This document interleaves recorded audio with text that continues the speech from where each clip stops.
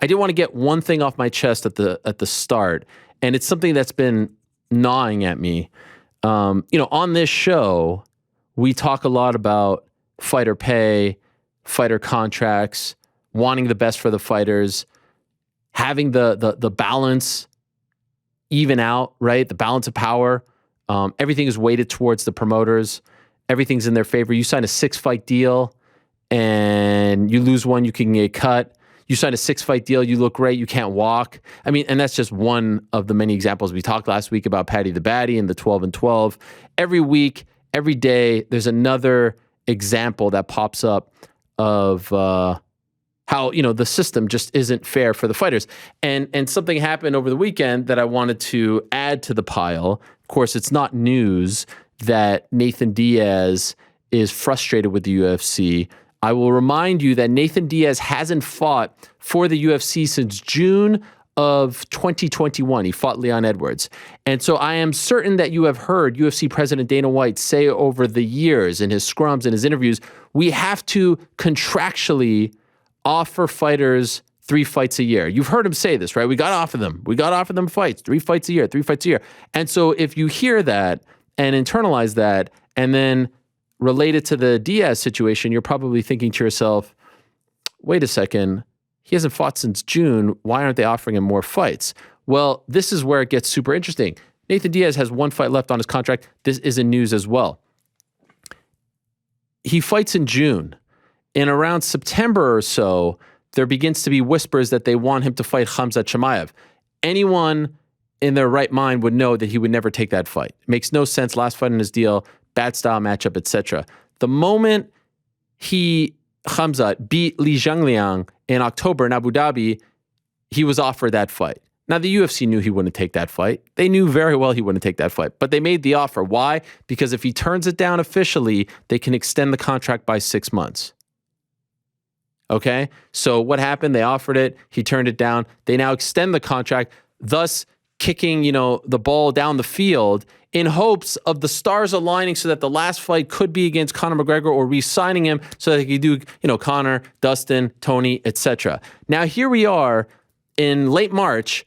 Almost every second day, we're getting a tweet from Nathan Diaz saying, can you release me? Can you give me a fight? I'm ready to go. I haven't fought since June, etc.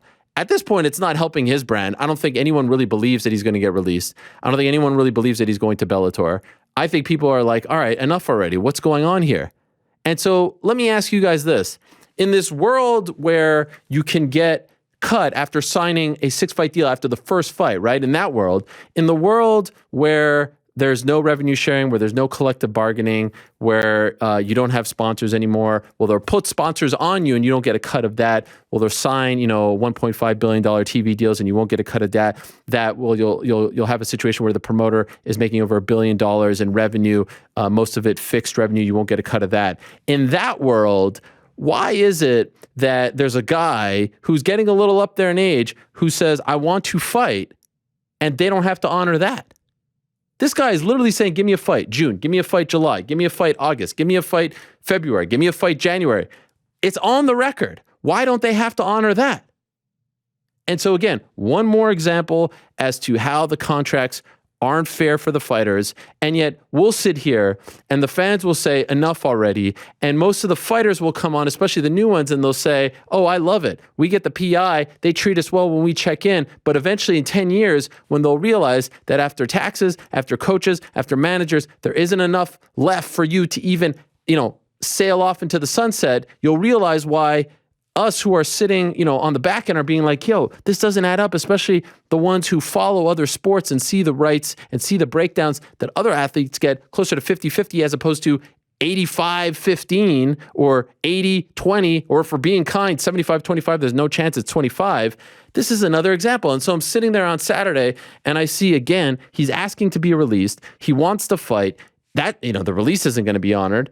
The fights aren't going to be honored because there's no sign of that coming anytime soon. Why is it that he can turn down essentially a bogus offer in Khamzat Chimaev, get extended on the last fight of his deal, and now we're approaching a year since he hasn't fought, and he continuously asks asks on the record, off the record, behind the scenes, via text, via DM, via Twitter, via Instagram, and nothing happens. Do you see what I'm trying to say here? How does this not frustrate you? If you're a fighter watching this situation play out, if you're a media member watching this situation play out, most importantly, if you are a paying customer watching this situation play out, how does this not frustrate you? Again, offered Khamzat, turned down, extended.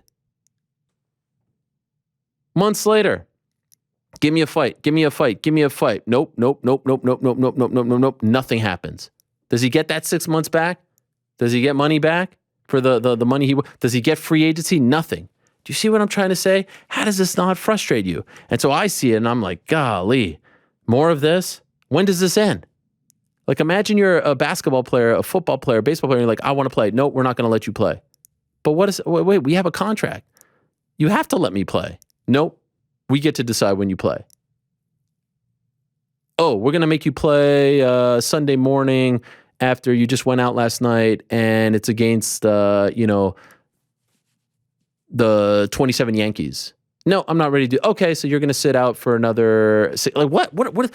It's crazy. The whole thing is crazy. The whole thing is crazy. Drives me nuts.